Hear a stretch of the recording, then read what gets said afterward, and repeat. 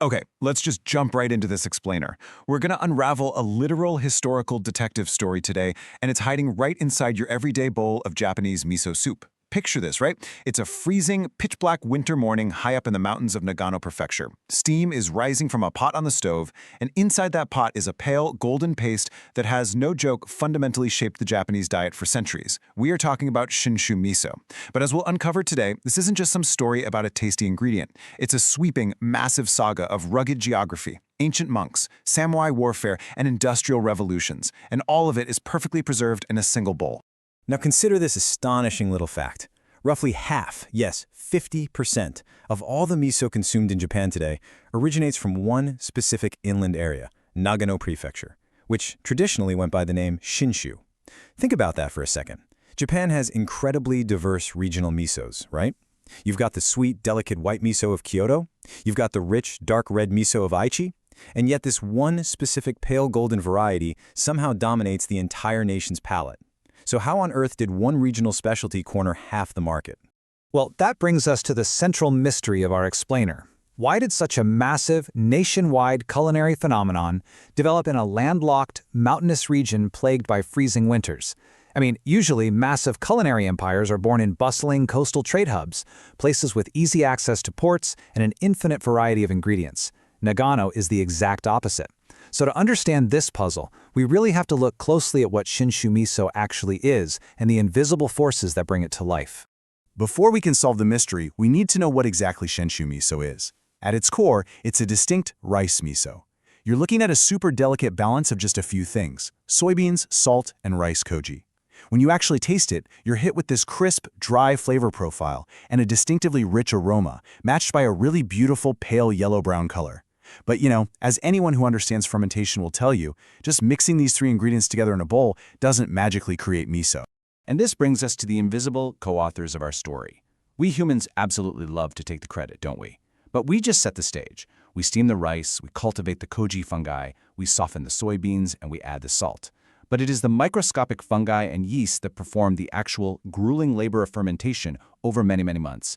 They literally break down the proteins and starches into the amino acids and sugars that give miso its deep, unmistakable umami flavor. It really is a profound, beautiful collaboration between humans and microbes. So why did this microbial collaboration thrive here of all places? Well, the first major clue to our mystery is the climate itself. The Shinshu region features incredibly rugged, inland, mountainous geography and seriously harsh, freezing winters. When you live deep in the mountains like that, fresh food simply isn't available year-round. These early Shinshu residents didn't invent fermentation as some sort of luxury culinary art. No, they mastered it as a gritty, vital survival technique just to preserve food through the snowbound months.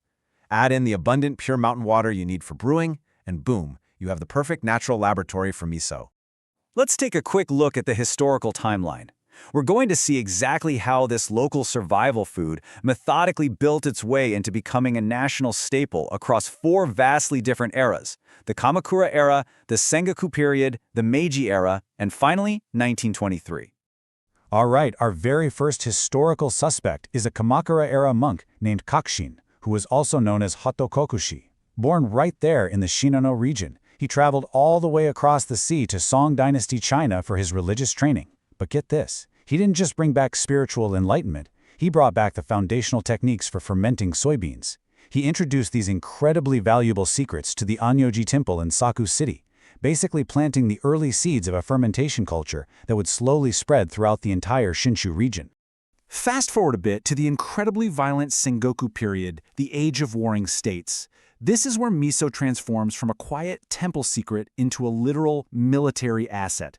The legendary warlord Takeda Shingen actually weaponized these fermentation techniques. He desperately needed to keep his armies fed during the long, grueling campaigns, like the famous battles of Kawanakajima. So he ordered the mass production of miso because it was the absolute perfect field ration. It wouldn't spoil, it was packed with nutrition, and it was super easy for soldiers to carry. Miso had officially become the fuel of samurai warfare. It was basically the protein bar of the 16th century. Now for centuries, right through the Edo period, miso remained a pretty localized, homemade product. Families brewed it in small wooden barrels just to get through the winter. But the Meiji era changed the game entirely. The Shinshu region, particularly around Suwa, suddenly became the booming epicenter of Japan's silk industry. Practically overnight, you had these massive factories filled with thousands of female factory workers. And feeding them? Well, that required turning homebrewed miso into a massive commercial enterprise. Miso shifted from a quaint family recipe to a full-blown industrial-scale operation. Which brings us to a crucial, really pivotal point in our detective story, the tragedy of 1923. Because even with commercial factories, Shinshu Miso was still mostly a regional powerhouse. But then, an entirely unforeseen natural disaster struck. The Great Kanto earthquake completely leveled the capital city of Tokyo. Buildings collapsed, fires raged everywhere, and crucially for our story, Tokyo's local food supply and historical miso storehouses were utterly destroyed. Millions of people were suddenly left without their most basic daily food staple. In the desperate aftermath of the quake, emergency relief trains were dispatched from the relatively unharmed mountains of Nagano, and packed into these trains were massive barrels of Shinshu Miso. When the relief arrived, the people of Tokyo tasted this specific, crisp, golden mountain miso, honestly many of them for the very first time, and they absolutely loved it. This tragic disaster accidentally functioned as the greatest mass sampling event in culinary history. It instantly created a permanent nationwide demand for Shinshu Miso that never went away. Of course, to protect this sudden explosive boom in popularity, local producers realized they had to organize and fast. You couldn't just let anyone slap the name Shinshu on a barrel of cheap knockoff paste, right? So the brewers banded together. They scientifically studied their brewing processes, shared technology, and seriously raised their standards. Ultimately, they legally trademarked the Shinshu Miso name through the Nagano Prefecture Miso Industry Cooperative. It became this powerful, heavily guarded brand that guaranteed high quality to consumers nationwide. Today, the whole phenomenon exists at this fascinating intersection of the old world and the new.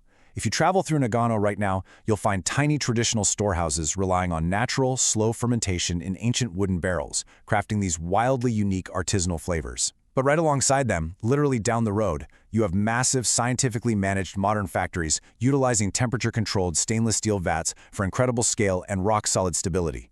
Yet both of these entirely different approaches operate under the exact same proud banner of Shinshu Miso. So as we solve our historical mystery today, we realize something quite profound. When you consume this pale golden paste, you aren't just tasting a simple soup, you are consuming a literal time capsule. You're tasting the freezing mountain geography that necessitated survival food in the first place. You're tasting the military logistics of samurai warfare. You're tasting the massive scale of the Meiji Industrial Revolution and the tragic but incredible resilience following a catastrophic earthquake. It is centuries of human history, perfectly preserved in a barrel by invisible microbes. I want to leave you with this final thought. We so often take our most basic, everyday foods for granted.